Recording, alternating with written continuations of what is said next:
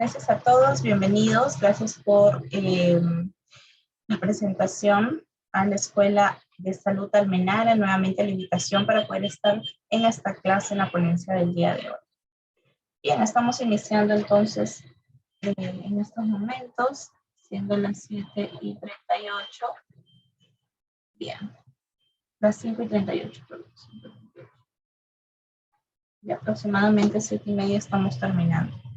Bien, vamos a hablar el día de hoy sobre las ITS VIH-Sida. Díganme, ¿qué conocen sobre esta enfermedad? Algo muy importante porque es parte de las enfermedades infectocontagiosas. A ver, ¿qué me dicen sobre este tema de VIH?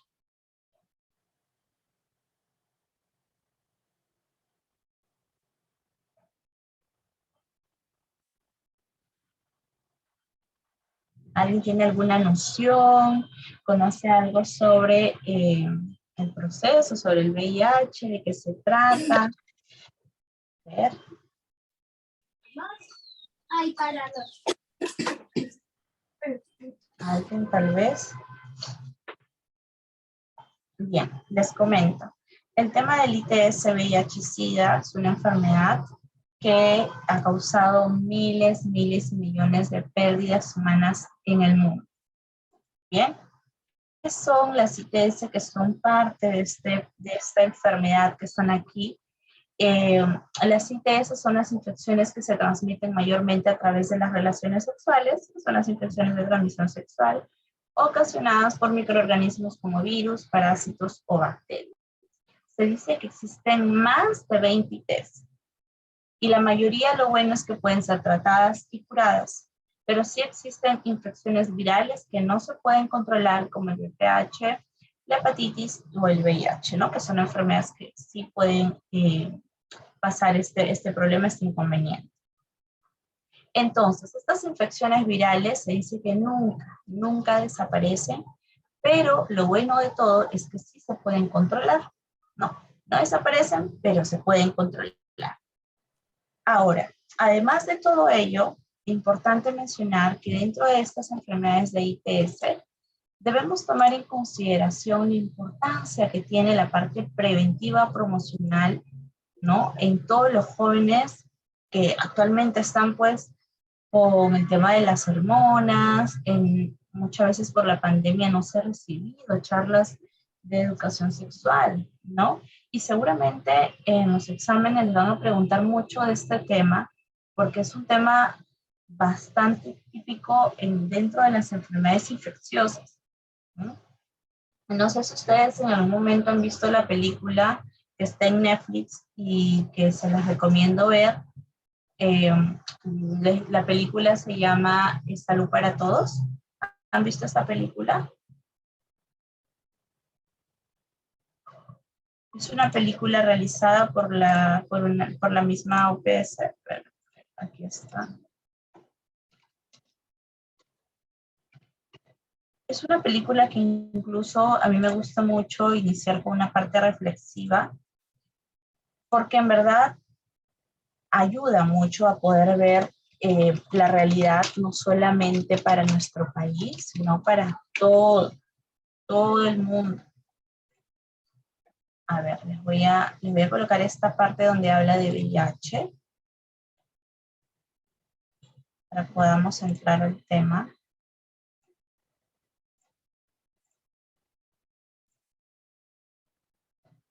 ¿Se logra visualizar bien?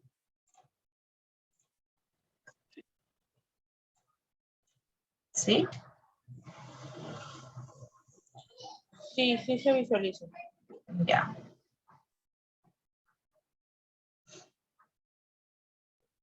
Salud para Todos es la película que habla de TBC. TBC es un tema que también vamos a tocar en algún momento, ¿sí? Donde también hay miles de historias que contar en cuanto a TBC. Y esto del VIH también. A ver. Lord of the Rings. A ver. Ustedes conocerán la asociación, la ONG llamado Socios en Salud. Socios en Salud se creó porque primero empezaron estas personas, es un médico, que empezó con esta travesía de ayudar a los más necesitados. Viajó con sus otros 2 amigos a diferentes partes del mundo e incluso vino a Perú, porque dentro de la película se habla de Perú en cuanto al TBC. Bien, y en Perú también mencionó todo literal y curó a muchas personas, a muchas personas. Y luego de la TBC, porque toda la película anterior habla de TBC, luego se empezó a hablar de el problema del VIH. Bien, miren acá lo importante de las estadísticas que menciona. And we were meeting all these people from the developing world with AIDS that were showing up with pneumonia, with thrush, you know, with huge herpes outbreaks on their faces and no access to medicines. So we were literally digging through our medicine bags, giving people, you know, Licenciado, our solamente se ve Sporanox to las combat the huge letras. outbreaks that were. ¿No se escucha el audio? Ah, ¿solamente es audio? O sea, se escucha el audio y las letras. Claro, es un audio, no, no es un video. Ah, no se ve el video. Ok. No. A ver.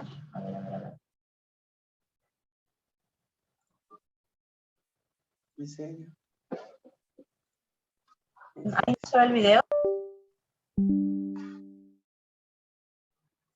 No, no sale nada en la pantalla. Qué bella. ¿A nadie le sale el video?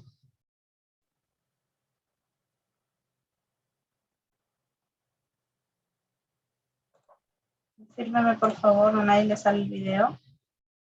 Qué bella. María, Marixa, Maura. No, ya. No, licenciada, no se ve el video, solo audio. A menos que esté con el tema de protección.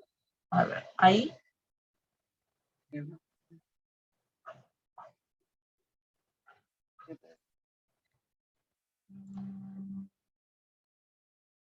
Toda la pantalla.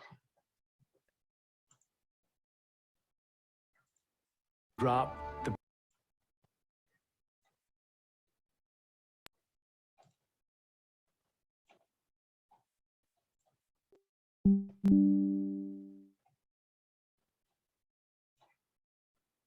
A ver, vamos a ver esto. Déjame compartirlo. Ahí se ve la pantalla. Solo las letras. Yo veo es letra en negro, pues, y la pantalla, pero en negro. Ahí sí se ven las figuritas del... Prices almost immediately.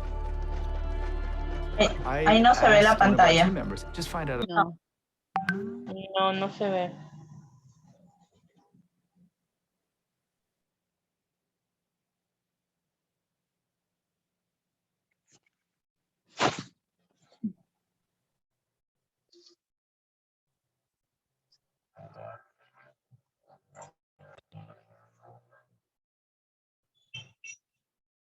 Ahí tampoco. If these things are on patent. And he came back and he said, you know, all of them. Solo las letras, Miss. No, solo las letras nada más. Entonces debe ser un tema de protección. Sí, porque esta es una película de Netflix. Debe ser protección, derechos de autor que no permite compartir pantalla. Sí. ¿Ok? Sí, debe ser eso. Entonces, bien, ¿qué es lo que mencionaban, no? Justamente ellos mencionaban de muchas personas que padecían, que sufrían realmente de VIH y personas que dentro de esta lucha habían fallecido, ¿no? Habían fallecido, no encontraban cura, todo un proceso, ¿no? Con 3 personas que solamente se encargaron de ayudar a muchas personas, dentro de las cuales muchos tuvieron una mejor calidad de vida. Se logró que Barack Obama en esa época pudiera dar el Targa, que antiguamente no había acceso a ello. Antiguamente no había acceso a que se pudiera tener toda la medicación así. O sea, se dio todo un tema de dinero para poder invertir en salud, que era lo más importante. Y por eso dentro del banco, que era el banco líder, aceptó crear algunas condiciones que ayudaban para poder cumplir con la misión básicamente de salvar muchas vidas. Ahí estaba el doctor Jim King, que era un profesional excelente. Por cierto, ayudaba muchísimo a buscar a personas con necesidad. Y miren que poco a poco este doctor se convirtió en el próximo presidente del Banco Mundial. Él en algún momento estaba dentro de ese equipo en el cual ayudaba a muchas personas, y ellos, como eran tipo una organización no gubernamental con muchas deficiencias, no sabían dónde conseguir medicamentos, no sabían dónde conseguir nada. Y de repente se nombró como el presidente del Banco Mundial. O sea, de pasar de no tener cómo ayudar a la gente, pasó a tener toda la accesibilidad y todo el dinero mundial para ayudar a muchas personas. Gracias. ¿No? ¿Me escuchan? 5:30, ahí me había pasado, mira. Eso que no había. Sí, licenciada, sí se escucha. Ok. Entonces, de esa forma, pasó de tener nada a ser un experto en temas de salud y de liderar el Banco Mundial, ¿no? La cual fue muy beneficioso porque ayudó a muchas personas en la lucha de VIH, para que muchos tengan el acceso a los medicamentos, ¿no?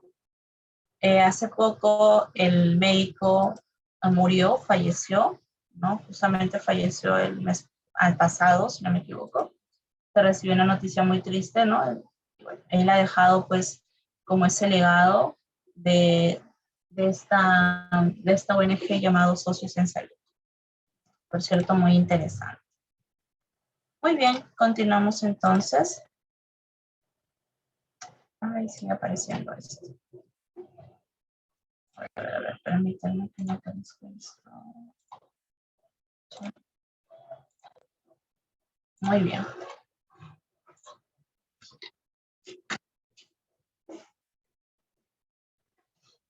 Entonces sí existen muchos tipos.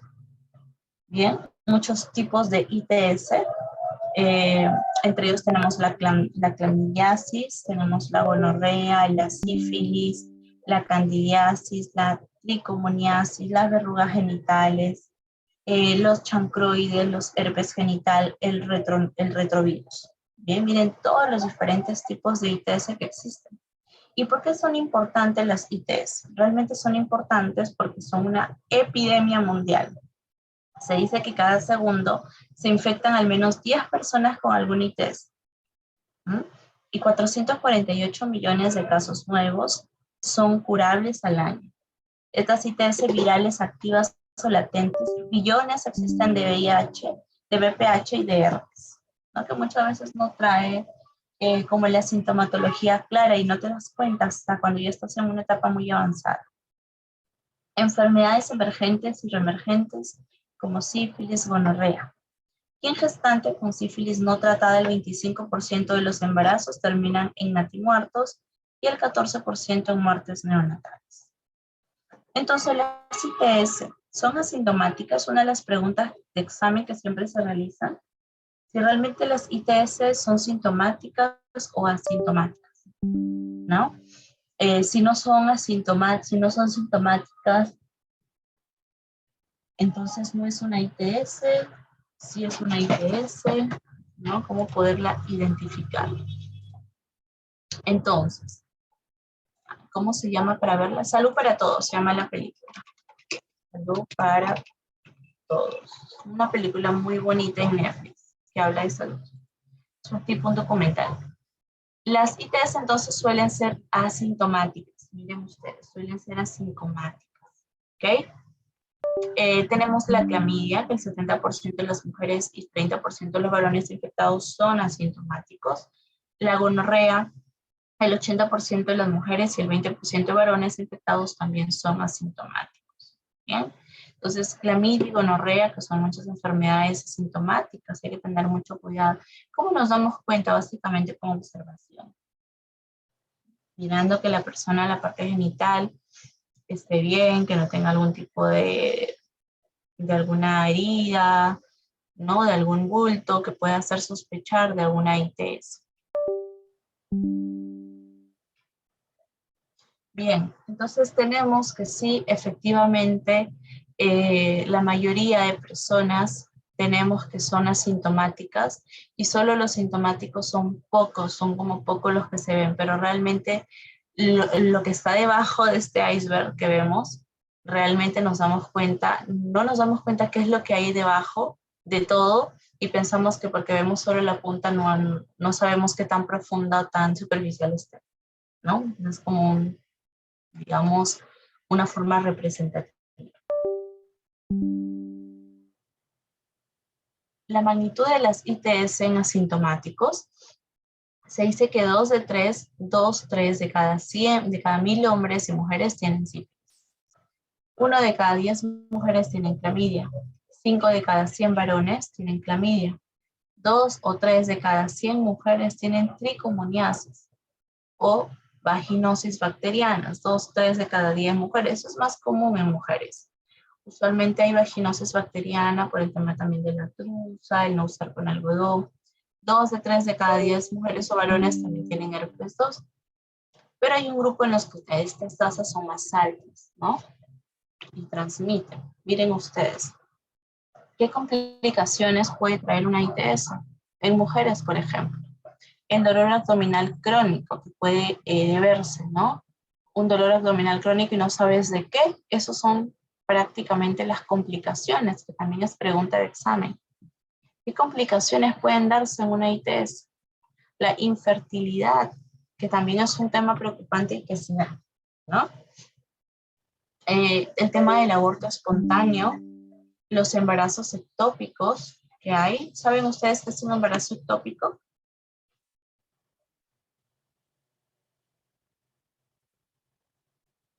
Sí, licenciada, son los embarazos que se dan fuera de la matriz o del útero.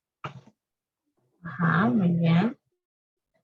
Fuera de la matriz, fuera del útero, ¿no? Y que generan como que los síntomas y todo como si fuese real un embarazo, pero no lo es, ¿verdad? Porque no es un embarazo normal.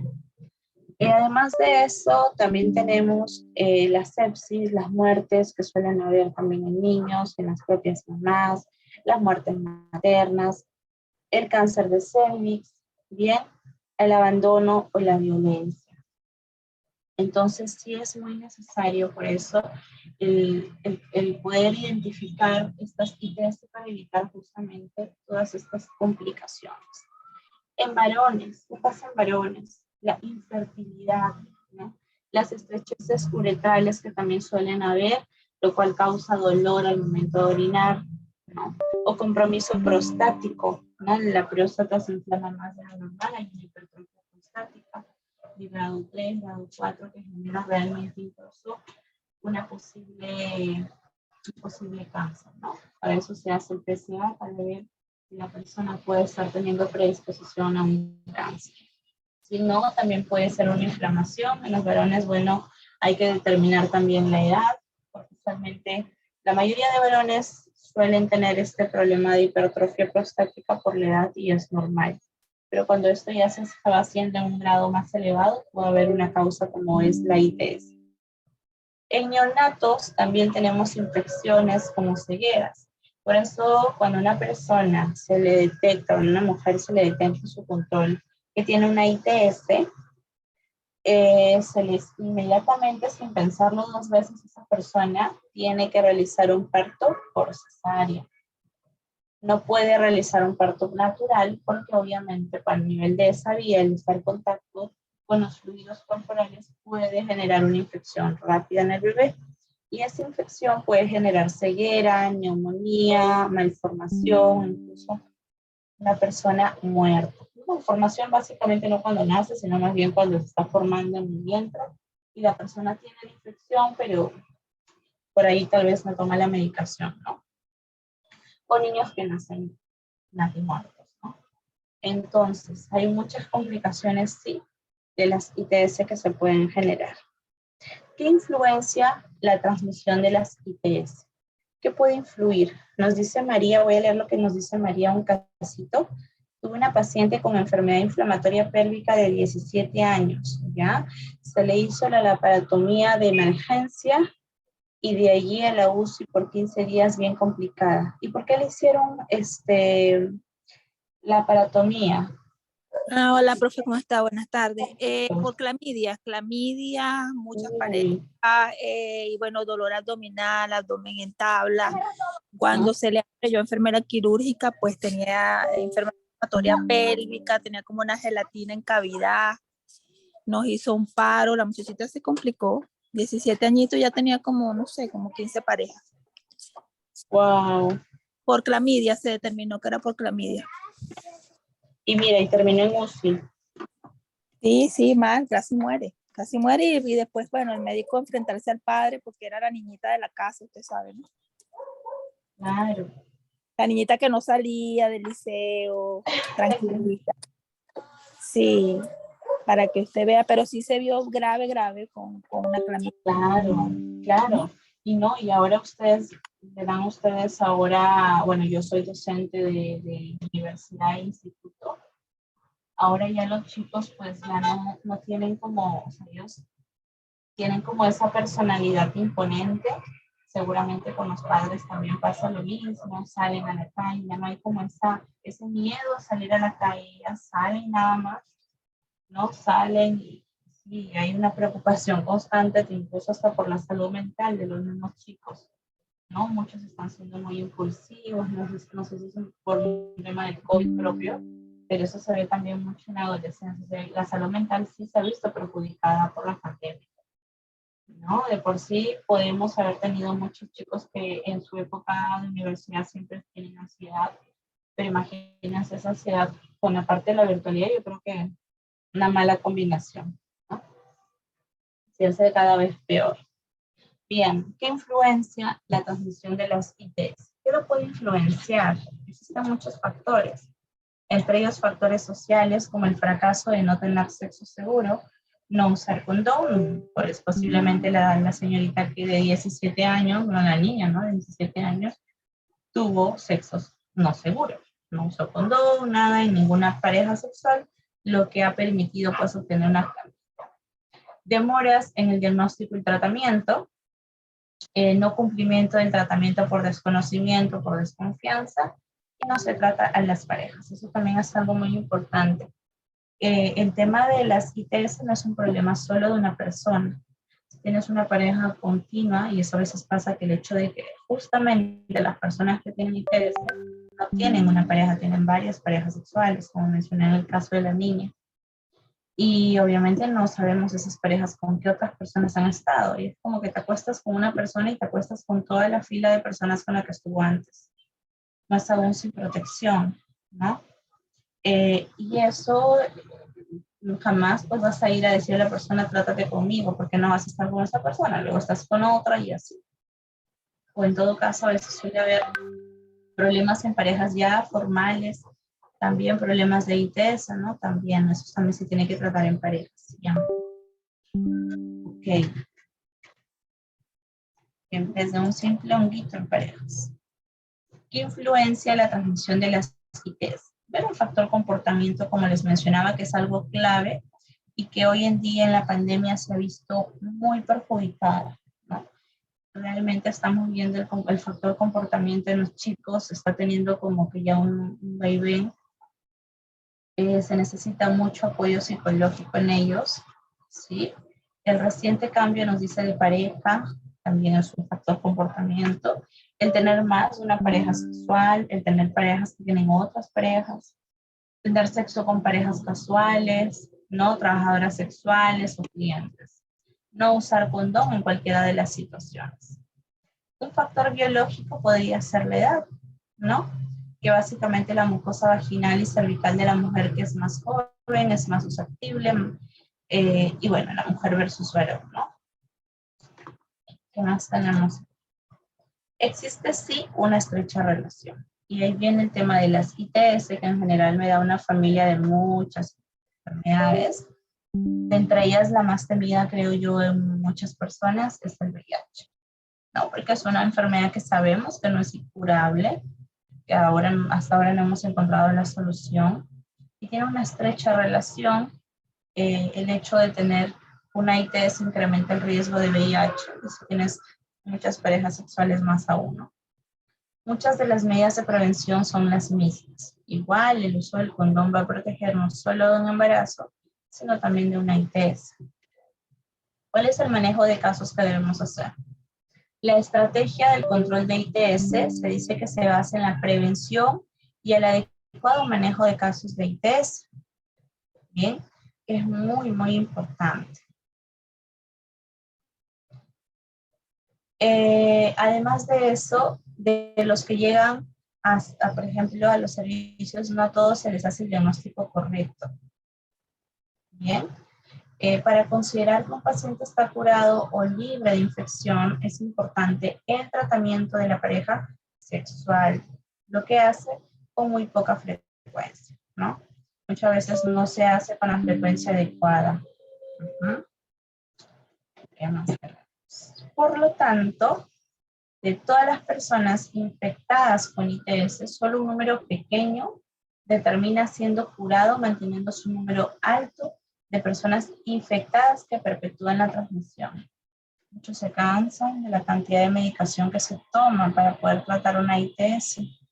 Y eso genera realmente un problema para las otras parejas sexuales porque pues, próximo a ello pueden llegar a tener problemas o infectarse, ¿no? La necesidad de implementar medidas efectivas para el diagnóstico y tratamiento de ITS llevó a la OMS a promover el manejo sindrómico de la ITS. Se debe buscar el diagnóstico, el tratamiento adecuado y oportuno. Ahí habla de la parte incluso preventiva promocional, ¿no? Yo no puedo buscar la parte preventiva y promocional si no tengo en cuenta realmente la parte del diagnóstico correcto, ¿no? Es muy sencillo ir y realizarse en caso de las mujeres un Papá Nicolau una vez al año, que siempre se tiene que realizar, una colposcopía, ¿no? Un autoexamen de mamas, o sea, toda esa parte preventiva promocional es muy importante. A veces cuando solo tenemos síntomas es cuando vamos al ginecólogo, al igual que la dentadura, ¿no? Solo cuando nos duele el diente vamos al odontólogo. De ahí mi boca no conoce nada de odontólogos. Entonces también hay que considerar estas situaciones preventivas promocionales que son muy importantes. ¿Bien? Como dice ahí, no puede retardar la decisión terapéutica. Es un síndrome, para que tengan en consideración, ¿qué vendría a ser un síndrome? Es un grupo de síntomas que aquejan a un paciente o signos encontrados al momento de examinarlo, ¿no? Ese es un síndrome que me va a ayudar a tener un conjunto de signos y síntomas. El manejo sindrómico, entonces, ¿a qué se refiere? Se basa, nos dice, en identificar el tratamiento de un problema como el síndrome que motiva la búsqueda de atención a un establecimiento de salud. Nos dice, para tomar decisiones terapéuticas, se debe utilizar información sobre la frecuencia de agentes etiológicos. ¿Bien? Entonces, este manejo, si hay descarga uretral, úlcera genital en el hombre y la mujer, un descenso vaginal fétido que tenga algún problema, algún olor extraño, ¿no? Enfermedad inflamatoria pélvica, que mencionaba su compañera, un bubón inguinal, o sea, todo eso son signos, síntomas, que ya yo tengo que prestar mucha atención. Entonces, esto se inclina muy estrechamente al VIH. Pero ¿de dónde se origina esta enfermedad? ¿De dónde viene el tema del VIH? Primero, en los primates no humanos, en el chimpancés, ¿no? En el magpie, en el gorila. Desde ahí se dice que empezaron a originarse y tenemos que el VIH tuvo un origen virulento, transmisible, responsable incluso de una pandemia en 1933, que se inició también en humanos. Se dice que se origina del chimpancés de África Central y en 2 casos en el gorila ambiental llamado gorila, ¿no? Ese es el nombre. Inició la transmisión entonces a finales del siglo XIX. ¿Bien? ¿Qué tipos de VIH nosotros encontramos? Bien, tenemos por ejemplo relativamente raro y más benigno, el originado en el maguey gris de África y el inicio de la transmisión a humanos empezó en el siglo XX. Y aquí tenemos una caracterización genética de todos ellos, ¿bien? Empezamos del lentivirus de primates, desde el tipo, los grupos, los subtipos. Por ejemplo, nosotros tenemos hoy en día al VIH del subtipo E, del grupo de chimpancés y de la familia del tipo VIH1. Bien, ese es el tipo que tenemos actualmente. Ahora, la transmisión del virus de otros primates al humanos. Ok, está bien, María, no hay problema. Entonces, también la presencia de anticuerpos anti-SIV, ¿no? Es relativamente frecuente, nos dice en África Central. La milenaria exposición de humanos a primates y al menos 4 cepas de VIH introducidas en humanos a principios del siglo XX. Imagínense, 4 cepas en humanos. No solamente es una, sino 4. Y a veces una puede ser más agresiva que la otra. ¿Cuál ha sido la vía de contagio? ¿El sexo con animales? No. ¿El consumir carne? Mordeduras, heridas durante el procedimiento de carne, exposición a mucosas o fluidos corporales, ingesta, incremento de demanda, acceso de arma de fuego, ¿no? ¿Cuál es el origen real? Nos dice, fue en África, ahí inició todo, ¿no? Ya desde el 81, en Estados Unidos se acuñó el término SIDA. En el 83 se descubrió el virus que lo causaba. Ahí está, ¿no? Por lo que se conoce como VIH. En el 96, la primera terapia real efectiva, que eran los inhibidores de proteasa. Hasta ahí todavía no llegaba al Perú. Y en el 2004, recién llegó a Targa al Perú. Un Targa gratuito, ¿no? Que es el programa ya de los antirretrovirales.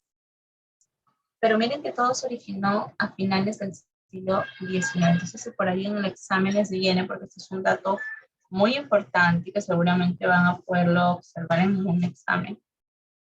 ¿Cuándo se originó el Targa? ¿Cuándo inició el Targa en el Perú? Entonces ya lo tienen. Se originó en el 2004. ¿Bien? ¿Cuáles son esas vías de transmisión que tenemos nosotros siempre a la mano? Miren ahí. Todas las vías de transmisión que incluso ustedes ya conocen. Bien.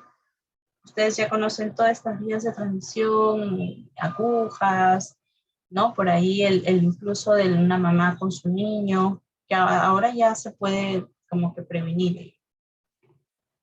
Entonces, fluidos corporales, tenemos sangre, semen, secreción vaginal, la leche materna, por eso los niños que nacen de mamá viviendo con VIH no toman leche materna, ¿no? Ellos solamente con su fórmula. Tejidos donados. Entonces, el VIH sí se encuentra en fluidos corporales, ¿correcto? Como la sangre, el semen, el fluido vaginal, el líquido amniótico, la saliva, ¿ok? Entonces ahí hay un número promedio de partículas de VIH por 1 mililitro de fluido corporal. Por 1 mililitro hay partículas de VIH. Y entonces sí tenemos realmente, en cambio la saliva, o sea, el tema de dar los besos, porque siempre se pensaba, si yo le doy un beso a una persona con VIH, ¿me voy a contagiar? Pues ahí está la respuesta. La posibilidad no es contagio, ¿verdad? Muy bien. Entonces, en el VIH tenemos las pruebas diagnósticas y las pruebas de seguimiento. Bien. En estas pruebas diagnósticas y de seguimiento tenemos. ¿Ustedes alguna vez han visto la realización de una de estas pruebas diagnósticas?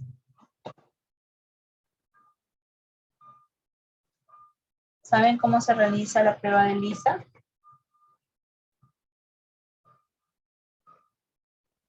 La prueba del Western blot. ¿Alguna vez han visto cómo se realiza esta prueba?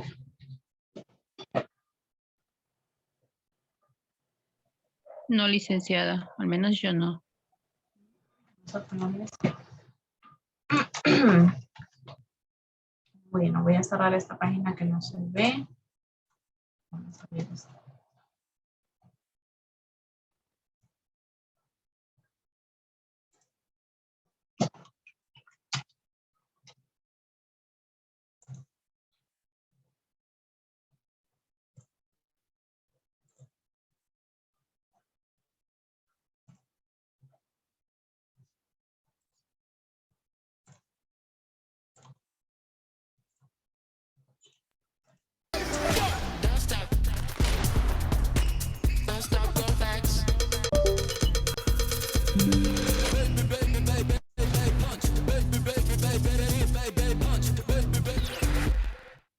Vive plenamente con Calle. ¿Se escucha y se ve? Sí, sí se logra ver y se logra escuchar. Bienvenidos a su sección de inmunología. El día de hoy vamos a platicar acerca de la prueba de ELISA. Para platicar de la prueba de ELISA necesitamos hablar de dos participantes principales. Este es el linfocito B. El linfocito B es una célula del sistema inmunológico que se encarga de producir los anticuerpos, unas proteínas que reconocen a los patógenos. Pero, ¿cuántos patógenos hay en el mundo? Miles de millones. Por lo tanto, hay miles de millones de anticuerpos diferentes. Y no solo eso, existen anticuerpos para el reconocimiento de infinidad de moléculas al interior de los patógenos y de nuestras propias células. Por lo que tenemos una infinidad también de anticuerpos. Y esto nos sirve perfectamente para muchas pruebas diagnóstico. El día de hoy, como les dije, vamos a platicar de la prueba de ELISA. ELISA significa análisis de inmunoabsorción ligado a enzimas. Y comenzaremos con la prueba a la que se le llama análisis en sándwich. Esto se llama así porque al terminar la prueba va a aparecer un sándwich. Es decir, va a haber una capa abajo, algo en medio y una capa arriba. Pero es mejor que le digamos al método directo. En las pruebas de ELISA se realizan en estas placas que se llaman placas de ELISA. Estas están conformadas por 96 pozos, es decir, 96 vasitos. Y cada uno de los vasitos mide aproximadamente 0.5 por 0.5 centímetros, es decir, son muy pequeñas. Entonces, en un espacio muy pequeño podemos hacer 96 muestras. Las pruebas de ELISA no nada más nos sirven para detectar cosas, sino también para medir concentraciones. Por ejemplo, podemos medir la concentración de una hormona en un paciente en un día determinado. Entonces, iniciemos con la explicación. Este es el pocito y aquí vamos a colocar inicialmente un anticuerpo. Ese anticuerpo nosotros lo habremos comprado a una empresa biotecnológica en donde pues ya separaron los diferentes anticuerpos y nosotros aquí vamos a poner el que sea específico para lo que estemos buscando. Imaginemos en esta explicación que vamos a estar buscando el virus de la influenza, ¿no? Entonces aquí ponemos un anticuerpo que detecte específicamente el virus de la influenza. ¿Y cómo es que se mantiene en el pocito? Bueno, los anticuerpos, como les dije, son proteínas y las proteínas por naturaleza son pegajosas. Si no, hagan el siguiente experimento. Pongan entre sus dedos la clara de un huevo y verán cómo eso es muy pegajoso. Incluso existen pegamentos industriales que son a base de proteína. Entonces por eso no tenemos problema. Los anticuerpos se van a pegar solo de ponerlos. El problema va a estar en que a lo mejor nos quedan algunos espacios. Como por ejemplo, yo tengo aquí esos espacios. Y ¿qué sucede con eso? Pues que si lo que pongo a continuación también es proteína, también se va a pegar. O sea, aunque no sea lo que esté buscando. Y por lo tanto vamos a tener que bloquear todos esos espacios. Entonces se le llama bloqueo. ¿Y cómo le vamos a hacer?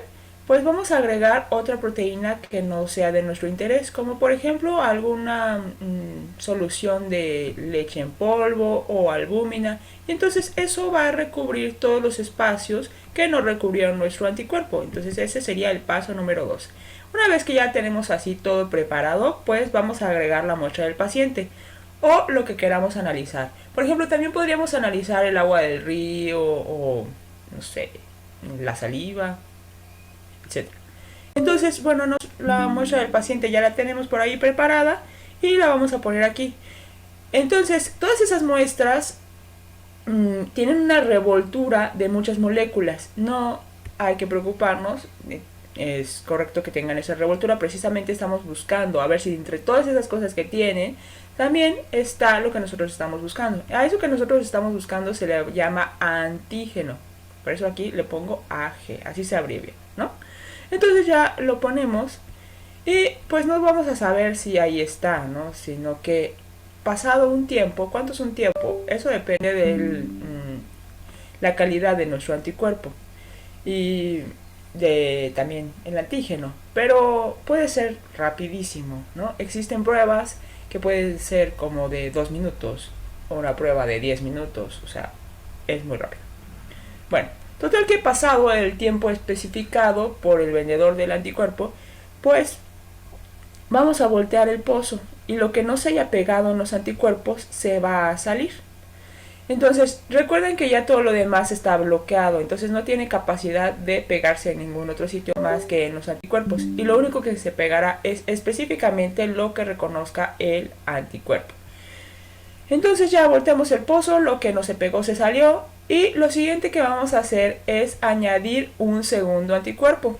Y aquí ya nos está quedando como sándwich, ¿ven? Una parte abajo, una en medio y una arriba.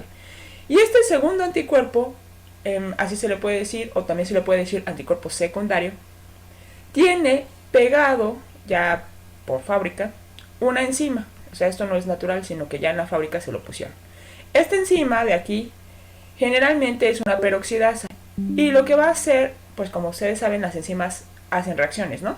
Entonces, lo que va a hacer es transformar una molécula en otra. Nosotros vamos a tener que agregar a continuación un sustrato, es decir, con lo que trabaja la enzima. Entonces ya se lo echamos aquí, ¿no? Y entonces, bueno, antes de hacer eso, perdón, voy a quitar los anticuerpos que no se pegaron. Entonces ya le he hecho el sustrato.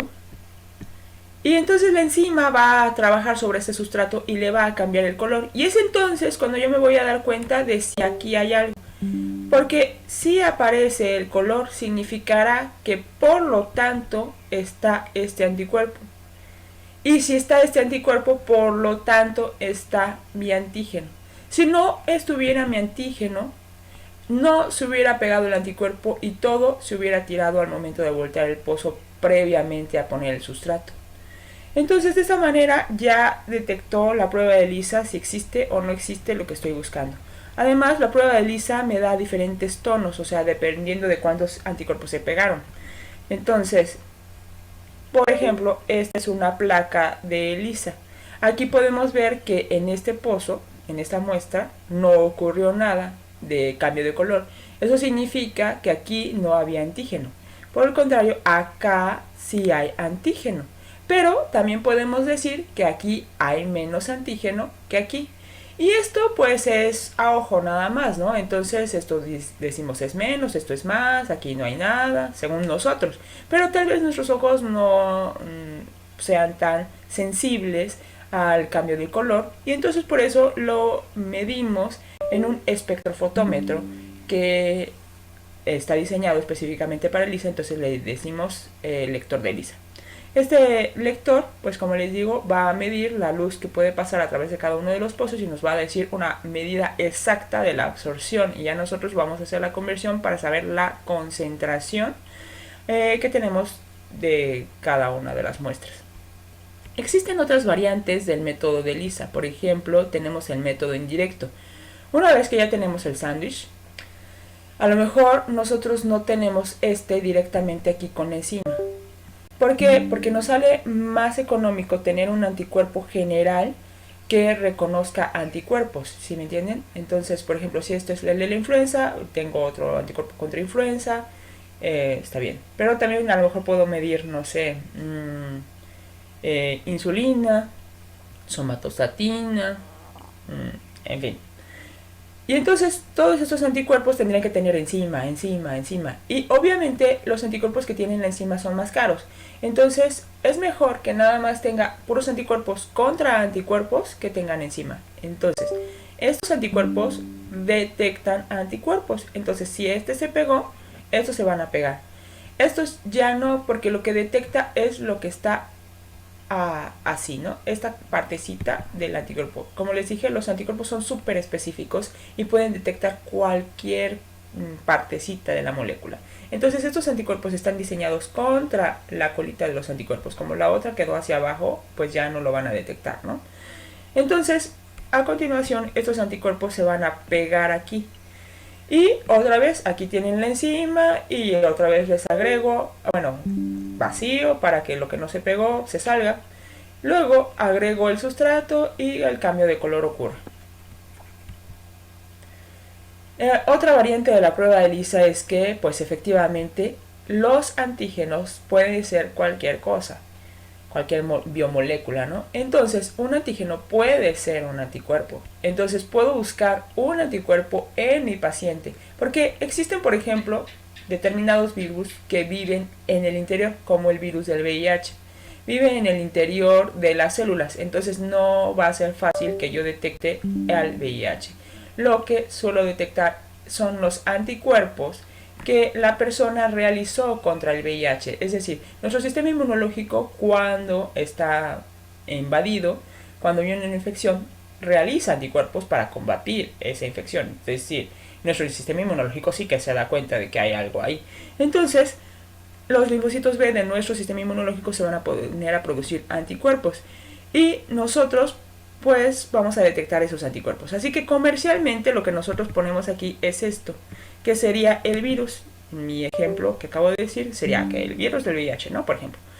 Y vamos a poner, este sería el suero del paciente. Entonces lo que estamos detectando es este de aquí. Si el paciente hizo el anticuerpo contra lo que nosotros pusimos comercialmente acá, significará que por cadena tiene también lo que tenemos aquí. Después la prueba de embarazo, platicar, pruebas de la embarazo. Entonces ustedes han visto ese cambio de color que les acabo de platicar, ¿ven? Entonces ocurre en como un minuto y aquí incluso ni siquiera necesitamos todo ese espacio de 0.5 centímetros, ¿no? Es un espacio muy pequeño. Pero no nada más la prueba de embarazo, ya existe comercial de la prueba de ELISA. Se llaman pruebas rápidas para muchas enfermedades, como por ejemplo el dengue. Aquí tenemos así la prueba, ¿no? Esta ya es sin nacer, luego la prueba positiva que tiene las dos rayitas y el control negativo. Y también, por ejemplo, para el tétanos existe, para Chagas, para el VIH. Entonces son infinidad de pruebas las que ya existen. Y pues les llamamos pruebas rápidas, ¿no? Porque pues, en un minuto ya tenemos el resultado. Bueno, ahora sí. Si ustedes tienen alguna duda acerca de la prueba de ELISA, me la dejan en los comentarios y nos vemos en la próxima. ¡Chao!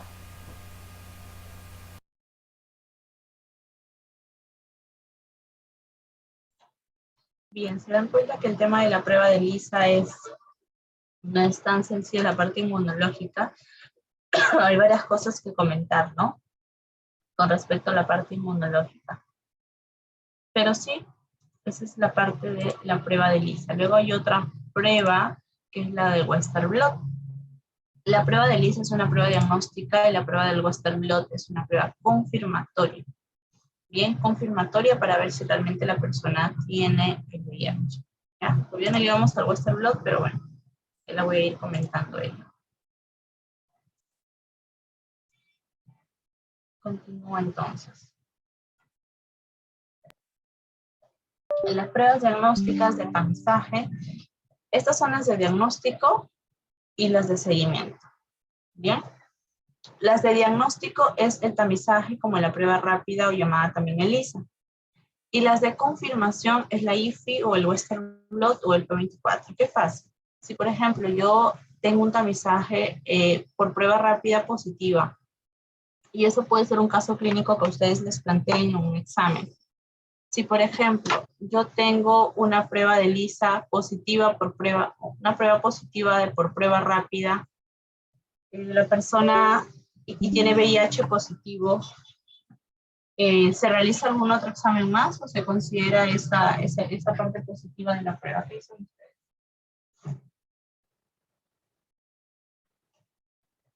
Ya no se realiza otro examen, le hago caso a la prueba positiva. No, licenciada, en ese caso habría que hacer la Western Blot para confirmar el diagnóstico y de ahí establecer lo que sería la conducta. Muy bien, ¿no? Confirmar y luego establecer que realmente sea una persona con VIH. Excelente. Entonces sí, por eso es que existen dos clasificaciones en el diagnóstico. La parte de tamizaje y la parte de confirmación, ¿no? Tamizaje, ELISA, prueba rápida, confirmación, Western Blot y FIP24. Y las de seguimiento pues están la indirecta y la directa. La indirecta es el conteo de CD4. La directa es la carga viral, ¿no? El conteo de carga viral que se tiene también. Muy bien.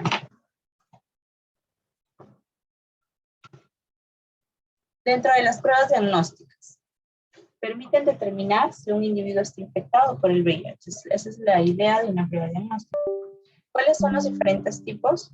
De tamizaje tenemos el screen o el cribado, ¿no? Y de confirmación, todas las pruebas que ya conocemos. Las pruebas de tamizaje como prueba rápida o de ELISA. Si es una prueba rápida, el grupo es heterogéneo, tiene como característica común que es muy rápida en su ejecución, tal cual como una prueba rápida de COVID. ¿Sí? Tiene una muy alta sensibilidad y una especificidad aceptable. La indicación en pacientes que por ahí ingresaron a trabajo de parto o un puerperio o una persona que no tiene control prenatal y de repente viene a dar a luz y no conoce el historial clínico porque, bueno, o tal vez nunca se hizo controles, que también pasa. Entonces, ahí sí realizan, ¿no? Una prueba rápida de ELISA. Una prueba rápida. La ELISA es el examen, es basado en el método de enzimo inmunoensayo. ¿Bien? ¿Qué características? También tiene una alta sensibilidad y tiene una alta especificidad. Hay un periodo de ventana, obviamente. Recuerden ustedes que si hay una conducta sexual no adecuada con varias parejas sexuales o, por ejemplo, con una trabajadora sexual. Yo me metí con una trabajadora sexual o con una persona que no conocía y de repente tuve relaciones. ¿Cómo yo sé si estoy infectado de VIH? ¿Cuánto tiempo tiene que pasar para hacerme una prueba de estas? ¿Cuánto tiempo creen, chicos?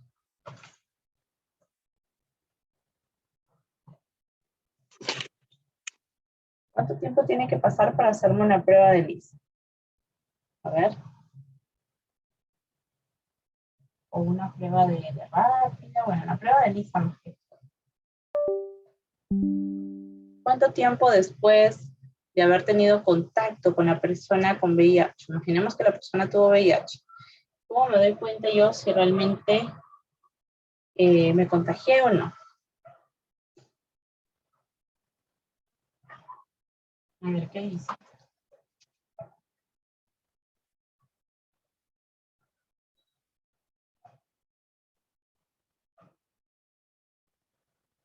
¿Alguien sabe en cuánto tiempo podría tomar la prueba y salirme un resultado real?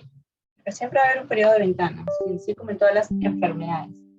Por ejemplo, en COVID tú no te puedes tomar una prueba rápida porque detecta anticuerpos. No te puedes detectar en 2 o 3 días, ¿no? De enfermedad. Tiene que ser después de 10 días. En el caso de una prueba de ELISA, ¿cuánto tiempo? ¿Cuánto tiempo tomaría? A ver, ¿alguien conoce? Bien. Miren, el tiempo realmente es de 6 meses. Miren que después de 6 meses de haber tenido una conducta sexual desordenada, yo voy a poder saber si tengo VIH o no. Mientras tanto, puedo estar contagiando. ¿Bien? Puedo tomarme una primera prueba a los 3 meses y una segunda a los 6. Pero realmente a los 6 es lo más indicado. Si te sale negativo a los 6 meses, ya puedes estar tranquilo, ¿no? De que no pasa nada, es normal. Muy bien. Entonces, esa es la característica. ¿En qué indicación? En control prenatal, ¿no? En personas que van a donar sangre, en el inicio de una relación sentimental, en las conductas de riesgos como tal. Y bueno, el protocolo que se debe seguir en todo momento. Bien, el protocolo básico de prueba rápida, si es una prueba rápida reactiva, por ejemplo, como la de ELISA. Si la ELISA te sale no negativa, sale no reactiva o negativa, se hace una interpretación semejante a la prueba rápida. ¿Ah? Simplemente perfecto se interpreta en negativo o negativo. Sale, miren, si sale positivo, si sale positivo por ahí, tengo que tomar una nueva muestra. Y si esa muestra sale nuevamente positiva, una prueba confirmatoria. Y en la segunda muestra salió negativa, entonces está no infectado. Y una prueba rápida también, si es no negativa, es porque no está infectado. Pero si es una prueba efectuada en el periodo de ventana, también puede haber una reacción que tenemos que hacer el tema de la prueba confirmatoria. ¿Ya? Igual esperar en promedio 6 meses. ¿Qué causas de las falsas no reacciones de ELISA? Por ejemplo, causas de las falsas. El periodo de ventana, ¿no? El tiempo en el que una persona infectada tarda en desarrollar la cantidad de anticuerpos anti-VIH detectables con la prueba de ELISA. Para eso yo tengo que saber este tiempo. Denme un momento, por favor.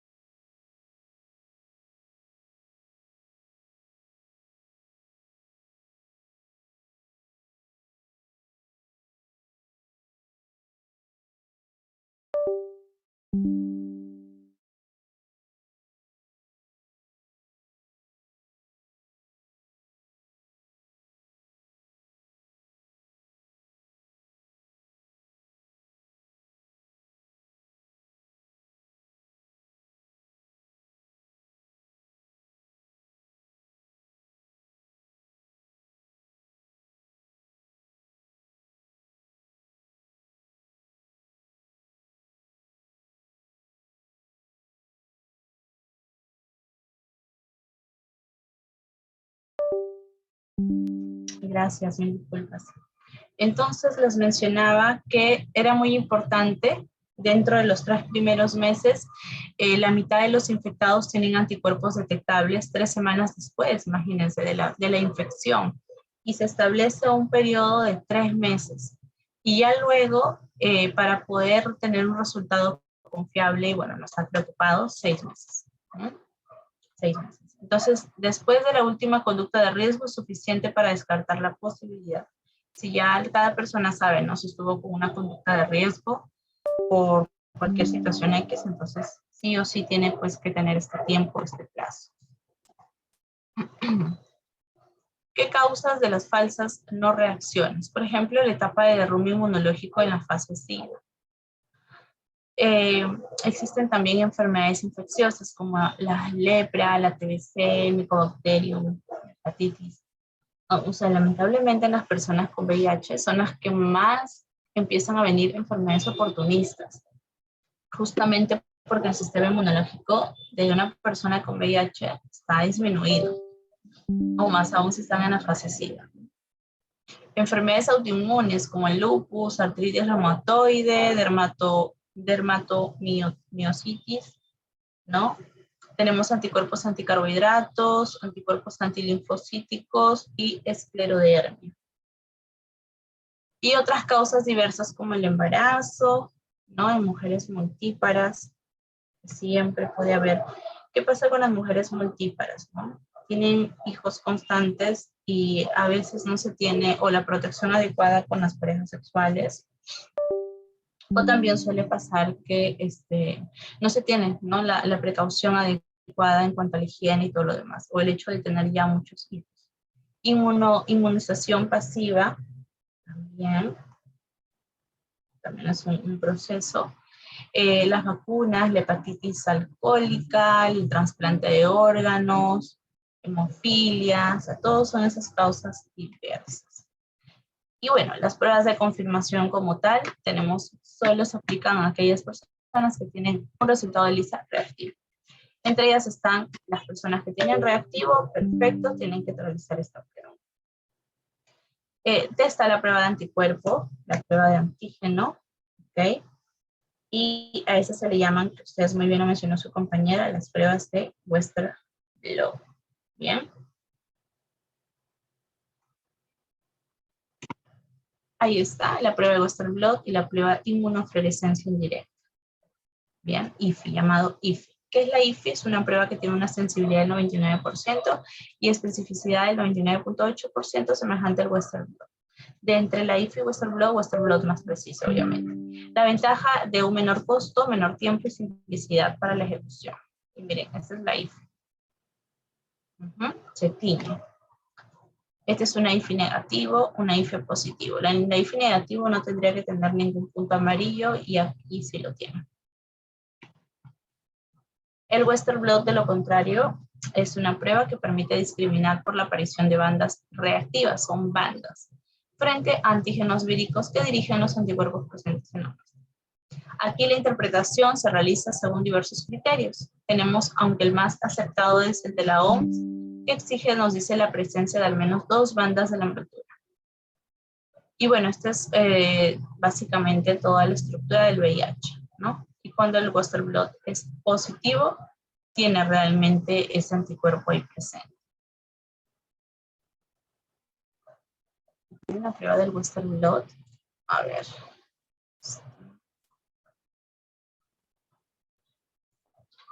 Una prueba interesante. ¿Han visto la prueba del Western blot? ¿Cómo se procesa?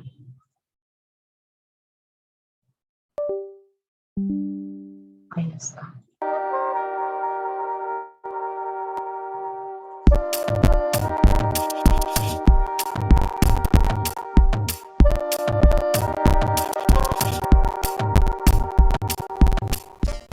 Hola, ¿qué tal? Mi nombre es Dulce Macías. Les voy a presentar el módulo 3 de Bioquímica, la lección 3.4 del Western blot.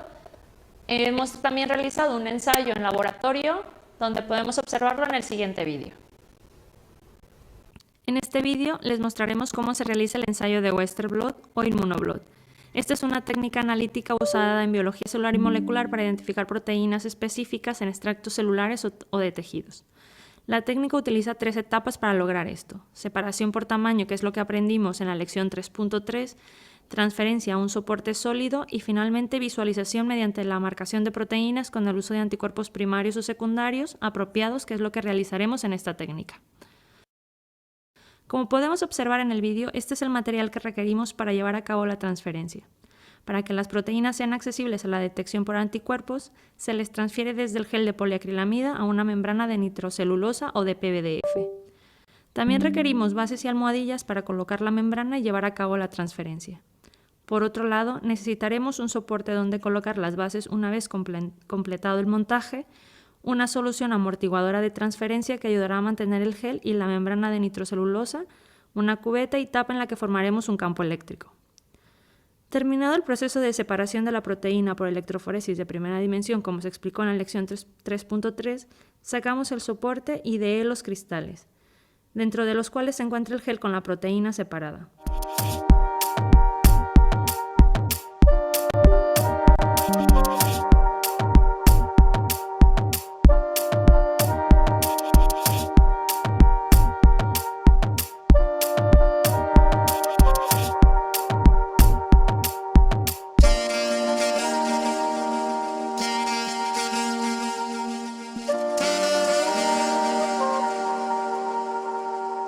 Sacamos el gel y lo humedecemos con solución amortiguadora de transferencia.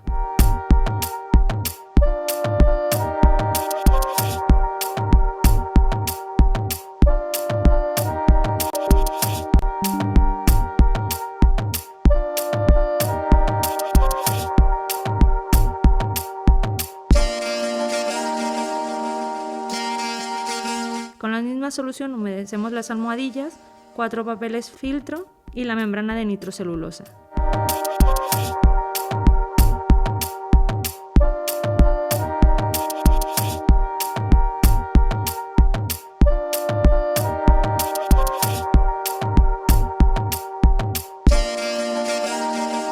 Es importante no tocar la membrana con nada que no sean pinzas.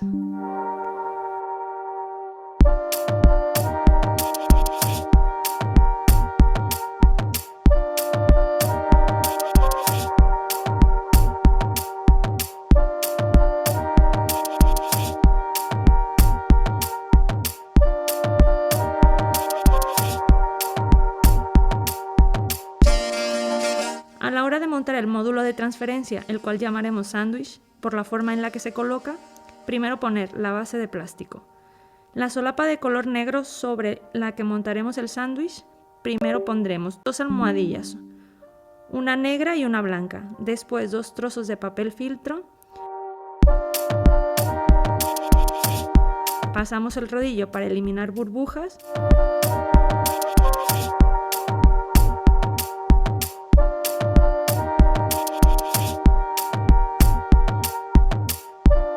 colocamos el gel con el marcador de peso molecular hacia la derecha.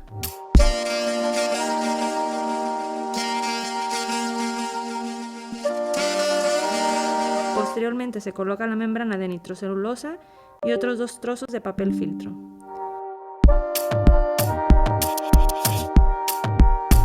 Volvemos a pasar el rodillo, ya que es muy importante eliminar las burbujas de aire que se puedan generar, ya que nos impediría la correcta transferencia de la proteína. Seguidamente ponemos otras 2 almohadillas, una blanca y una negra, y cerramos el módulo de transferencia.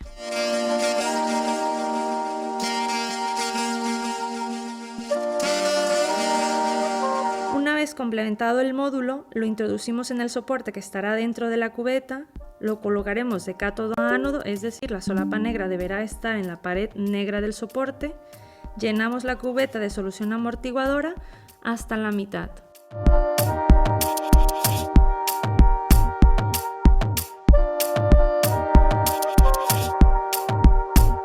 Introducimos un elemento refrigerante y nos aseguramos de que la solución haya recubierto todos los módulos.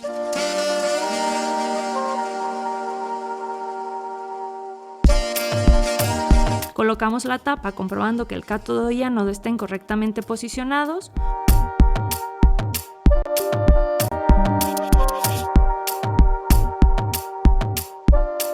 Lo conectamos a la fuente de alimentación.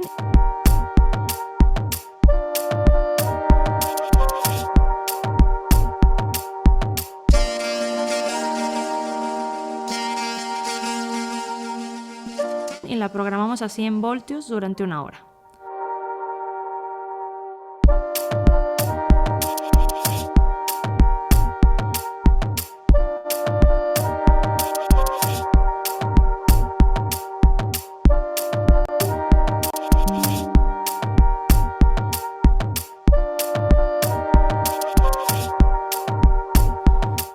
hora después, sacamos el módulo de transferencia de la cubeta y lo abrimos.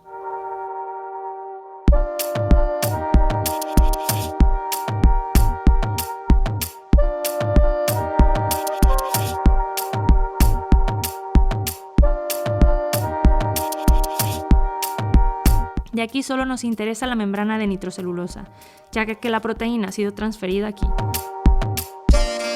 Para comprobar que la transferencia se ha realizado correctamente, la teñiremos con rojo Ponsue. Observamos las regiones de peso molecular y recortamos la membrana con la fracción que nos interesa, teniendo como referencia el marcador de peso molecular.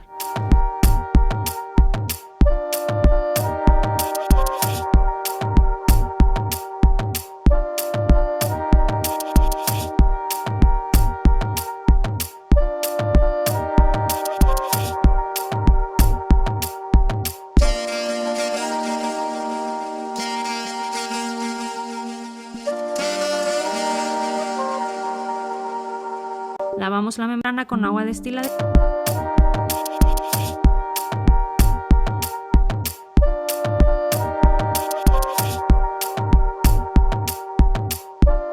Y la sometemos a un proceso de bloqueo con leche durante 1 hora en agitación de 50 revoluciones por minuto.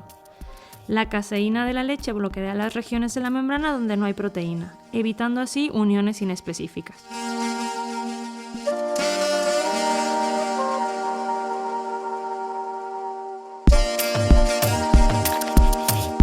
Ya bloqueada la membrana, verteremos la solución de anticuerpo primario para la detección específica de la proteína de interés, el cual se incuba mínimo 1 hora con agitación de 50 revoluciones por minuto a temperatura ambiente o a 4 grados toda la noche.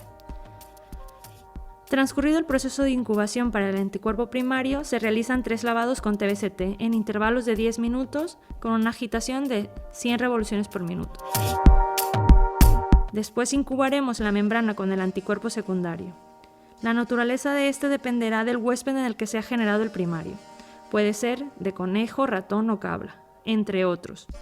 Lo incubaremos en las mismas condiciones que el primario. Después lavaremos la membrana 3 veces con TBCT en intervalos de 10 minutos en una agitación de 100 revoluciones por minuto. Para el proceso de revelado existen diferentes tipos de soluciones.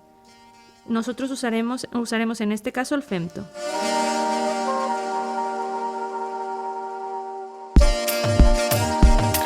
Podemos diluir la solución comercial para un mayor provecho.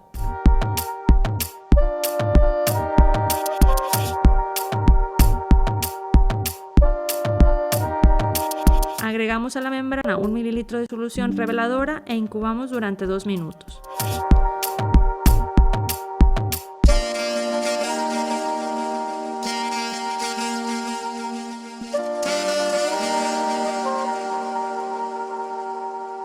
Se coloca la membrana en un soporte adecuado para el proceso y la introducimos en el densitómetro.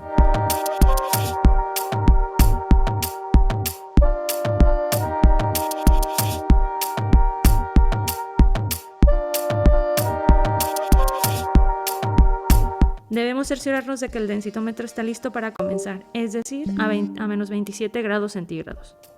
Programamos el tiempo de exposición, que dependiendo del anticuerpo usado y de la proteína de interés puede ser mayor o menor, y le damos a Start.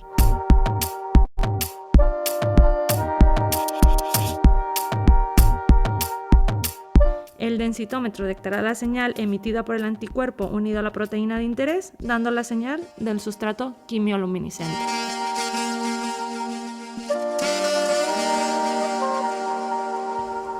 Con este vídeo terminamos la lección 3.4 de Western Blot. Espero que sea de gran utilidad. Muchas gracias.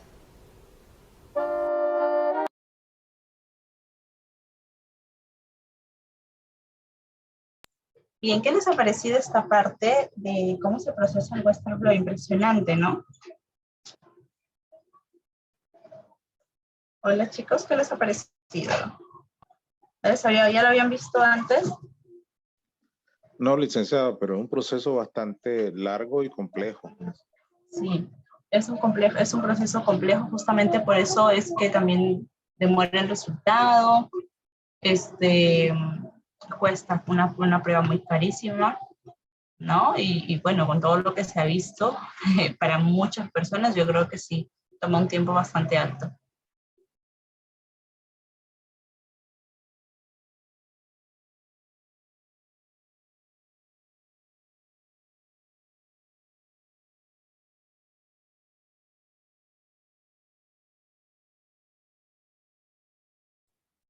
Bien, ahora pasamos al indeterminado. ¿Qué sería el indeterminado? Es cualquier situación intermedia que se interpreta como un resultado indeterminado.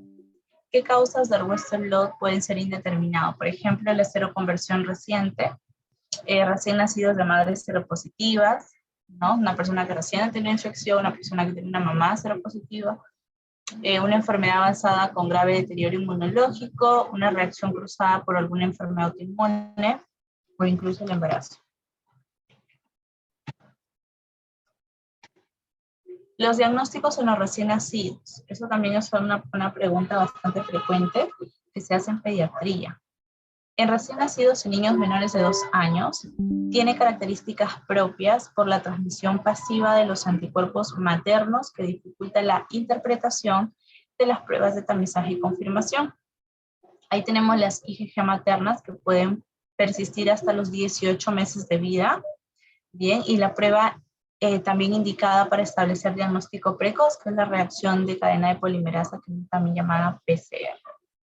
¿No? Entonces recuerden que siempre, por ejemplo, una pregunta que me pueden realizar los niños, los bebés, ¿no? Los bebés, los niños recién nacidos, o en todo caso los lactantes también pueden decirles hasta qué mes tiene inmunoglobulinas maternas. Entonces ustedes pueden mencionar que la inmunoglobulina G, que es la que usualmente está presente en lo de la mamá del niño, están hasta los 18 meses. Luego de eso ya desaparecen. Por eso que se dice, ¿no?, que los primeros meses de vida en el bebé son cruciales porque va a depender mucho también de la salud materna, ¿no? Porque todas esas inmunoglobulinas se transfieren al bebé. Y ya poco a poco el bebé, a través de la vacunación que se va dando y la inmunidad adquirida, ya se va dando poco a poco las inmunoglobulinas al propio bebé, propio niño, ¿no? Luego tenemos la prueba indicada para establecer diagnóstico precoz, la reacción en cadena de polimerasa. ¿Qué pruebas son de seguimiento? Se supone que es una persona ya conoce, sabe que tiene VIH, luego tiene que hacer un seguimiento continuo. Y este seguimiento consiste en que si yo tengo VIH-Sida, yo tengo que ser consciente que todo el procedimiento que voy a tener más adelante necesita de un control bastante marcado, un control bastante estricto. ¿Bien? Y tenemos las pruebas indirectas, que son las pruebas de CD4. ¿Saben qué son las pruebas de CD4?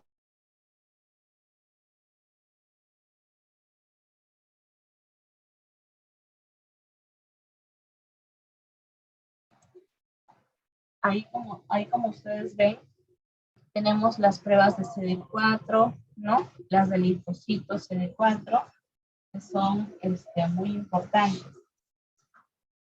Ahí se consigue, dice, mediante el uso de recuentos de linfocitos. Se supone que todos deben tener cierta cantidad, o sea, las personas que viven con VIH, deben tener cierta cantidad o cierto conteo de linfocitos CD4, ¿no? Porque si no, también se dice que esta enfermedad se está ya desbordando, ¿no? Pueden pasar rápidamente el VIH al SIDA. Por eso que este recuento de CD4, ¿no?, la célula CD4, nos dice que es una medida para ver el sistema inmunitario. O sea, prácticamente esto te dice si realmente lo que estás haciendo es correcto, si estás siguiendo el tratamiento correcto, si está todo bien, ¿no? Todo correcto, si estás siguiendo todo el tratamiento tal cual. Los resultados también pueden variar de acuerdo a la hora del día, el cansancio, el estrés. Infecciones que puede tener gran impacto en el recuento de CD4 y puede disminuir por tabaquismo, tratamiento con corticoide y ejercicio intenso. Puede aumentar después de una esplenopatía.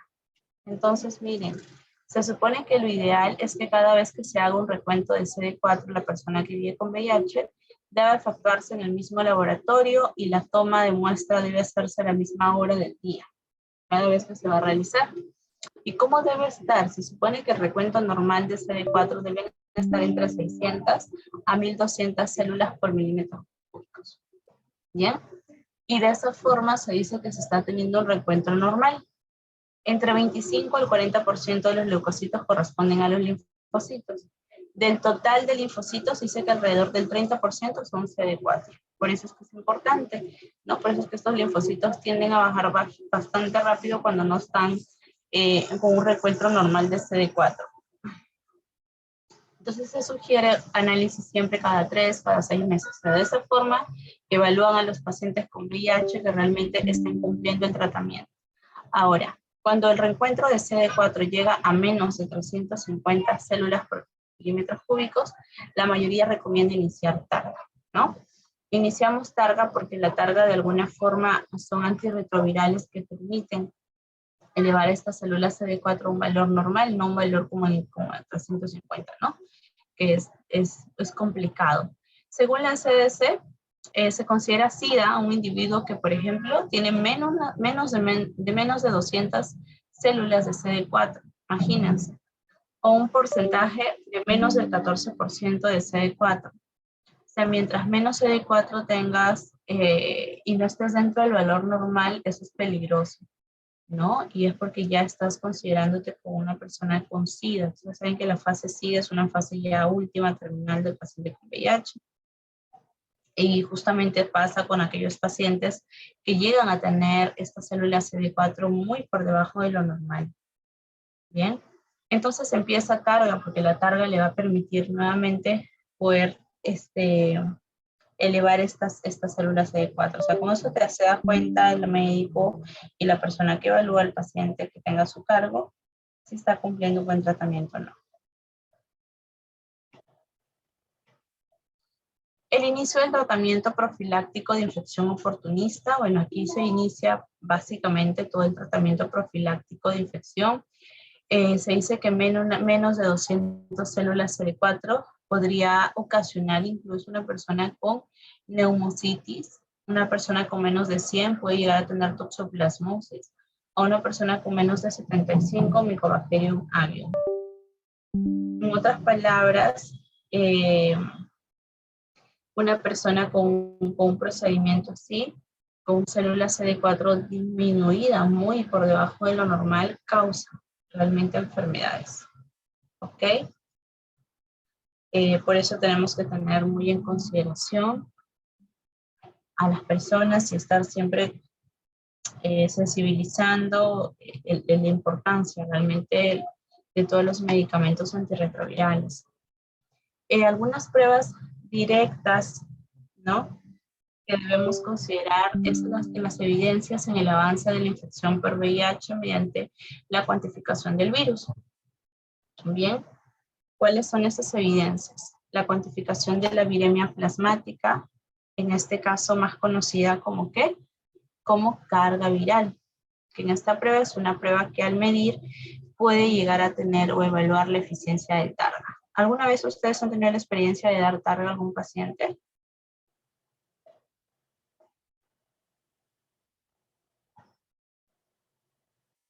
¿O conocen a alguna persona que esté viviendo con VIH y que les comente cómo es el proceso de targa? O bueno, qué tan difícil realmente es para el paciente tener que consumir targa.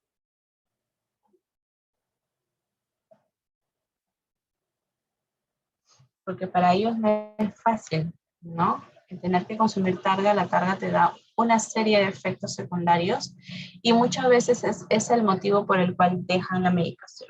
Ya no quieren tomar más medicamentos. Pero bueno, la cuantificación se va a ver y la carga viral se va a disminuir siempre y cuando ustedes se cumplan bien el esquema de targa.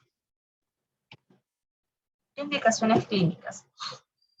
Obviamente, evaluación de tratamiento antirretroviral para determinar las recaídas, pronóstico del tiempo en el que sobrevendrá el SIDA.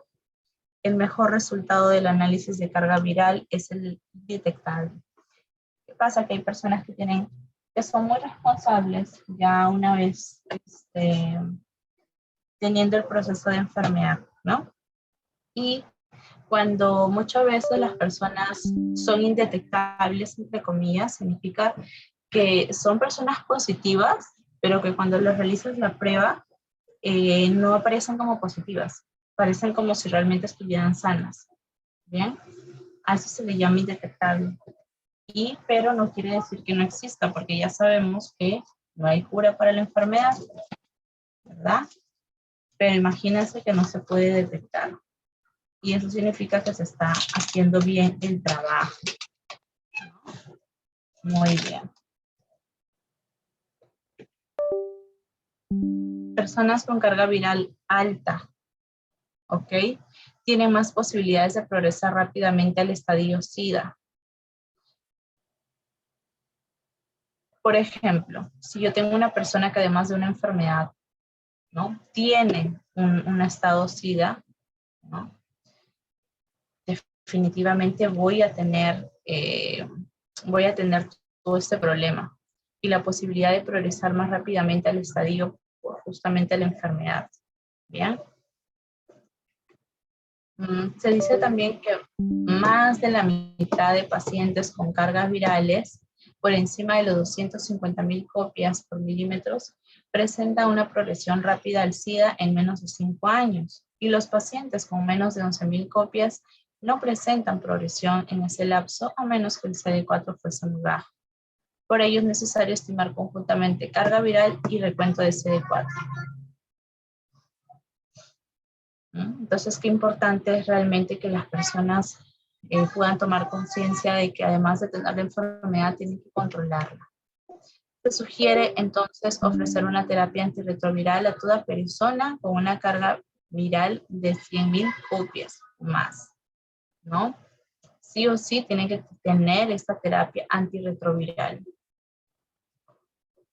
Ahora, ¿cuál es el objetivo de la terapia? Se supone es buscar esa negativización, eso que le llaman indetectable, ¿no? Cuando una persona tiene indetectable, realmente esa persona es feliz, sabe que cumplió la meta, y obviamente esto se tiene que mantener en el tiempo, ¿no? Porque es fácil, pues, tal vez llegar una vez, pero lo más difícil muchas veces es cumplir siempre eso, ¿no?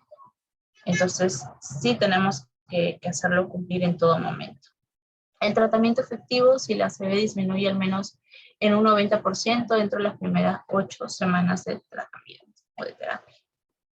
Si pasados los 6 meses esta carga viral permanece por encima de 6.000 copias, debe repetirse la prueba para confirmar el resultado.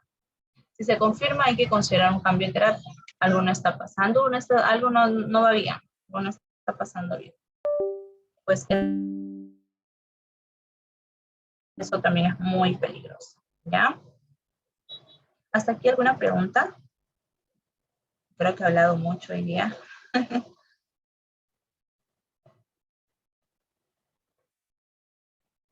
No sé si hay alguna pregunta.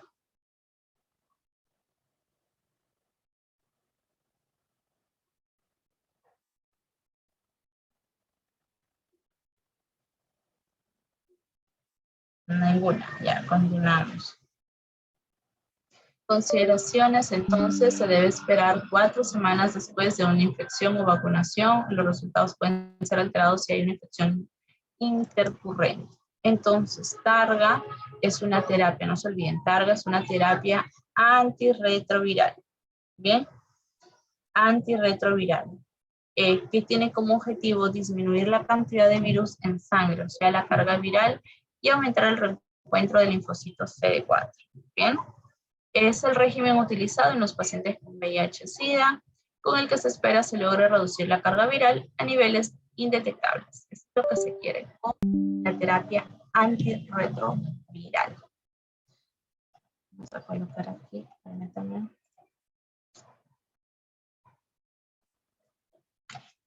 Incluso hay toda una historia realmente de Targa en el Perú. Veamos.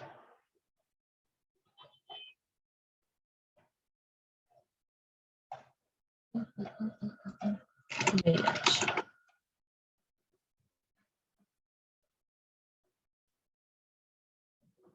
Ok, escuchamos esta entrevista sobre los avances que se han ido dando. Y vamos a conversar de inmediato y a propósito del Día Mundial de la Lucha contra el VIH, contra el SIDA, con el doctor Ricardo Illescas, que es el director nacional para VIH del Seguro Social de Salud. Doctor Illescas, buenas tardes, bienvenido. Buenas tardes y gracias por invitarnos. ¿Cuál es el panorama que podemos presentar hoy cuando han pasado ya desde el año 88 en que empezó la lucha en serio para prevenir, detectar y tratar el VIH en todo el mundo. ¿Cuánto hemos avanzado en el Perú?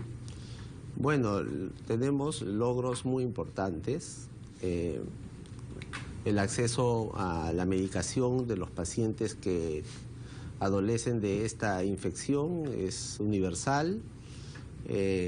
Hay un fuerte intento de prevenir la enfermedad a través del control prenatal y la prueba durante este control para evitar que los niños nazcan con la infección. Los grupos claves, que son las poblaciones donde se concentra la infección, están enfocados y canalizados para promover una conducta segura y un control regular. O sea, el Perú ha hecho una tarea bastante buena, ¿no? Ahora, las metas son muy grandes, el camino que nos queda es grande también, pero pienso que el esfuerzo es la dirección del esfuerzo es el adecuado, ¿no? Y en números, doctor, ¿cómo nos va a nivel regional, a nivel Latinoamérica? ¿Cuántos casos estimados tenemos? ¿Cuántos de esos han sido ya detectados, confirmados, y cuántos están en tratamiento? Bueno, Latinoamérica tiene más de 1,5 millones de casos. El Perú estima que de ese 1,5 millones nos corresponde alrededor de 65.000, 70.000 casos, ¿no? Es una estimación. De esos están enrolados en el cuidado de la salud, de alguna manera la mitad, 30 y tantos mil casos, ¿no? Detectados, confirmados. O sea, tenemos un estimado, no sabemos cuántos son en realidad. Sí, pero el estimado es 70.000, 65.000, ¿no? Un estimado, es un cálculo que se hace, pero detectados, confirmados, efectivamente. Tenemos alrededor de 33.000, 35.000. ¿Y de esos 35.000 cuántos están en tratamiento? Eso está en tratamiento, más o menos unos 30.000. 30.000 en tratamiento. Y la Seguridad Social tiene a su cargo de esos en tratamiento unos 6.000 casos. Muy bien. ¿Y cuál es el objetivo de la ONU, de la Organización Mundial de la Salud? Bueno, así es. En la última reunión de la Organización Mundial de la Salud y de ONU-SIDA han puesto una meta concreta y alta para hasta el 2020. Ellos nos han dado la tarea a todos los países, y Perú está incluido, en que para el 2020 tenemos que tener diagnosticados al 90% de los pacientes que adolecen de la infección.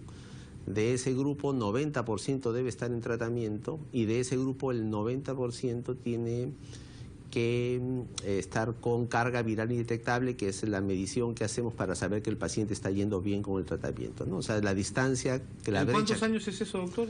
En 5 años, hasta el 2020.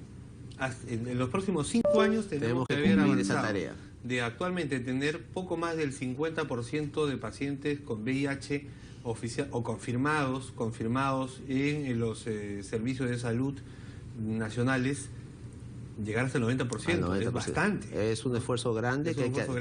Y de ese 90% de confirmados, del estimado total, 90% en tratamiento, que también es una cifra alta. Estamos en 37, me decía usted minutos antes de empezar esta entrevista. Así es, es una cifra ambiciosa y tenemos que cumplir con el esfuerzo, ¿no? El Ministerio de Salud está abocado a eso, y la Seguridad Social, que es el compañero de trabajo del Ministerio en este esfuerzo, ¿no? Bueno, nos decía usted, y ese es, digamos, lo óptimo, lo que debería ser siempre, que están asegurados, por ejemplo, los tratamientos gratuitos. Todo tiene un costo, pero lo asume el Estado, en el caso del Ministerio de Salud, el Seguro Social con los asegurados en el caso de salud. Pero lamentablemente ese ideal muchas veces no se cumple, ¿no? Recibimos quejas en RPP, por ejemplo, de en algún momento suspensión del tratamiento o escasez de determinado medicamento necesario precisamente para el tratamiento del VIH. Bueno, cada problema grande necesita soluciones grandes, ¿no? Sí. Entonces y tiene sus complicaciones, por supuesto. Entonces en el camino hay una serie de detalles que tiene responsabilidades diversas, ¿no? El tema de las veces escasez de las drogas está vinculado en algunos casos a defectos del mercado, que por alguna razón diversas el mercado no proporciona el producto que necesitamos ¿Qué hace el comprar. paciente? O sea, no puede estar... Y ya le contesto completo. Y por otro lado, podría haber en algunos sitios algún problema de oportunidad de compra, ¿no? Los pacientes tienen que tener siempre una opción apropiada, ¿no? Bueno, yo puedo hablar de los pacientes que vemos en mi hospital, ¿no? ¿Qué hospital? Yo trabajo en el Hospital Almenara y definitivamente cada cierto tiempo hay desabastecimiento de alguna droga, pero ¿Qué se hace? El doctor lo que hace, en algunos casos, es posible reemplazarla por otra. ¿Y cuando no es en posible? otros casos, la decisión más segura para el paciente es suspender el tratamiento hasta que la combinación, porque recordará usted que si es una combinación, la combinación esté completa, porque dar la combinación incompleta es muy peligroso generalmente, ¿no? ¿Y por cuánto tiempo ha ocurrido eso? Bueno, mire, hace algunos años podía ser un mes, en los últimos años puede ser unos días, ¿no? No debería ocurrir. No debería ocurrir, no. Bueno, y en cuanto precisamente a los nuevos convenios que ha firmado nuestro país en materia también de patentes de medicinas, usted está al tanto de esa discusión, de ese debate y de la firma de los acuerdos. ¿Eso podría afectar esta situación del precio de esos medicamentos o no? Yo pienso que para VIH no lo va a afectar mucho. ¿Por qué? Porque el grueso de los pacientes están en medicación que hace tiempo tiene fabricación genérica, ¿no? Un grupo pequeño de pacientes puede necesitar drogas de segunda, tercera línea y es posible que drogas nuevas tengan un poco de retardo en su caída del precio por la protección que dan los tratados, ¿no? Pero no debe ser un problema mayor. Pero igual lo provee el seguro. No, el seguro no va a tener problemas en proveer ninguna droga. No. Muy bien, doctor. Muchísimas gracias por la información que nos da y recordarles a las personas que sientan que están o se han expuesto a una situación de riesgo a someterse a estas pruebas, que en el caso de mujeres embarazadas es gratuita en los hospitales nacionales y en el seguro también, ¿no? Sí, en todas partes, sí. Muy bien, y aprovechar estas campañas que ahora, por ejemplo, establecen pruebas rápidas, que son seguras, pero son gratuitas en el marco del Día Mundial de la Lucha. Así es, la prueba rápida es una oportunidad de que alguien que está por ahí muy rápidamente salga de alguna duda que tenga. Y si no, por ejemplo, ¿cuál es el mecanismo que se sigue en el hospital Almenara? Bueno, Almenara o cualquiera de los centros de salud de la Seguridad Social tiene la prueba en su laboratorio y como cualquier cita regular se pueden acceso y piden... Sí. ¿Pueden solicitar ser sometidos a la prueba? ¿Y qué costo tiene eso? No, el asegurado jamás va...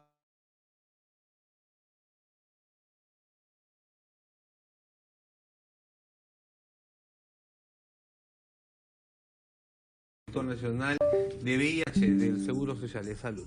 Nosotros revisamos titulares y luego continuamos con más aquí en RPP Noticias.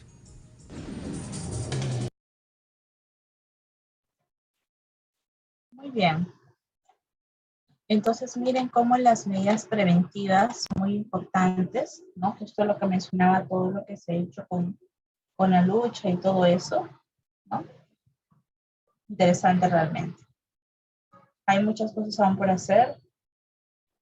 Realmente hasta el momento no encontramos una cura para esta enfermedad. Lo cual es triste porque muchas personas viven con este problema. Pero lo más importante de todo es justamente el tema de la prevención. Las medidas preventivas. Las drogas antirretrovirales se distribuyen en 5 clases. En 5 clases de acuerdo al mecanismo de acción de drogas. ¿Ok? De la terapia antirretroviral altamente efectiva, generalmente debe incluir la combinación de 2 o más de estas clases. Entonces, cuando iniciamos Targa o indicamos, en el 96 Targa era recomendado para todo paciente con VIH que tenía un conteo CDC4 de menos 500 células por milímetros cúbicos. Y también teníamos una carga viral de más de 20.000 copias. Grandes discusiones en relación al riesgo, en este riesgo, resistencia, toxicidad, adherencia y otros. Y bueno, luego se fue también viendo la posibilidad de la transmisión vertical. Recuerden que hay una transmisión vertical también que se puede ocasionar desde la parte del intraútero, el intraparto y la lactancia materna.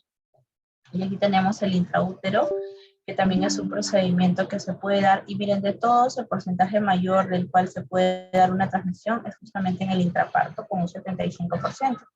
Es por eso que realmente las personas que viven con VIH no pueden dar parto natural, tienen que dar por cesárea. El intraútero es del 2 al 25%, pero si se sabe ya se van tomando las precauciones. Y la lactancia materna el 15%, por eso no se recomienda la lactancia materna en mamás con VIH. Los niños no toman lactancia. Bien, solo toman su fórmula, otra alternativa. Entonces, para hacer esta prevención de transmisión vertical, se hace un tratamiento antirretroviral de todas maneras. ¿Para qué? Para controlar la parte viral. Bien.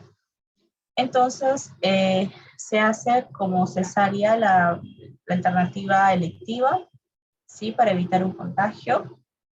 Además de ello, también la suspensión de lactancia materna en todo momento. Aquí están algunas referencias en libros que mencionan y también algunas, como algunos autores en artículos. Entonces, miren, estas son las partes de cómo podríamos hacer o cómo es que se realiza realmente la protección a través de una cesárea. Ahí está. Y bueno, por último, la parte preventiva que nunca va a fallar es el condón. El condón, que es el único método que va a proteger contra las ITS y contra el VIH, ¿no? Una protección muy importante para esta enfermedad. O sea, aparte del embarazo, te va a proteger realmente de esta enfermedad. Bien, quiero dejar estos minutos a ver si tienen alguna pregunta, alguna duda.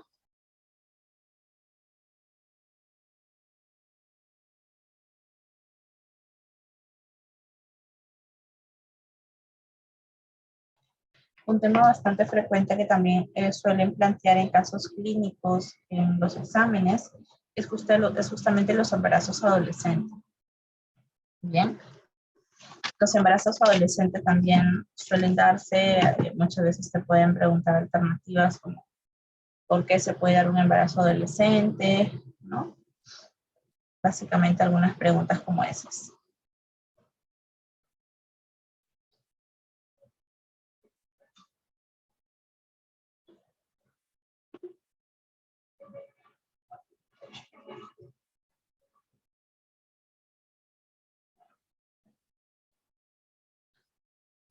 ¿Alguna pregunta, tal vez? ¿Alguna duda?